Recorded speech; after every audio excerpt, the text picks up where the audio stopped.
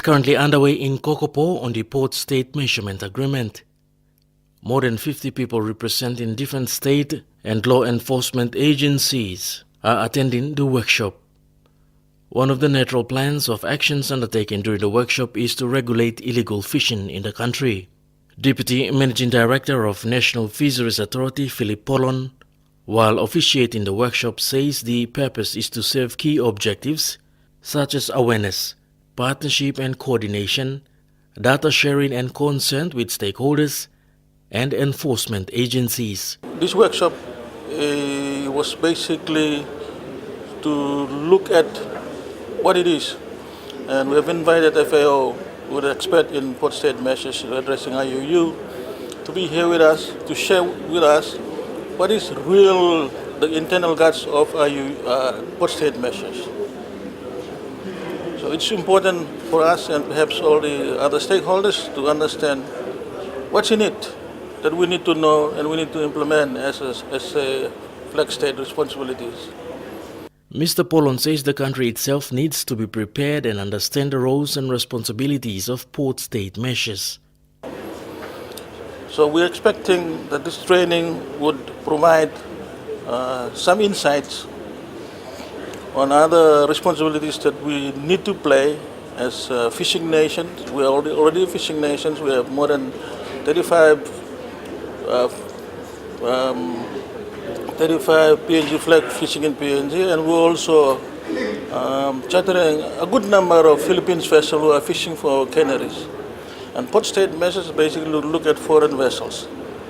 And because they contain a number of large foreign vessels fishing for us, we must be prepared. And we need to understand what our roles and responsibilities are under the port state measures, so we can implement them more effectively.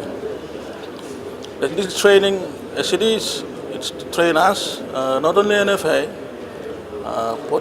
port authorities, customs, the NMSA, NACIA, the ministerial services, the foreign affairs, the DJECs, that this is going to be a whole government approach. It is anticipated that this workshop will greater understand the roles and responsibilities, obligation and implication among stakeholders. It will also mitigate risk on different kinds of vessels, reach and understand the process of key state agencies, among others.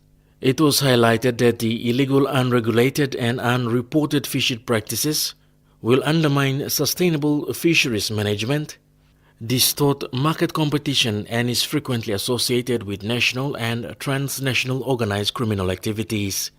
Pio Manoa from the Food and Agriculture Organization says the FAO has been engaged in combating illegal, unregulated and unreported fishing at all levels. At this juncture, FAO is pleased to point out that this training is a key capacity building activity for the stakeholders by the National Fisheries Authority. The PSMA is the first legally binding international treaty specifically developed to combat IUU fishing.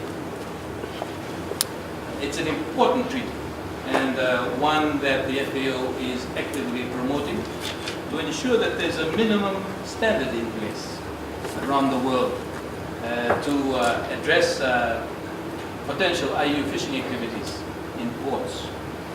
Mr. Manoa further added that the UN organization through which states have worked to adopt various instruments to combat illegal, unreported and unregulated fishing, including the Code of Conduct for Responsible Fisheries, the Compliance Agreement, among others.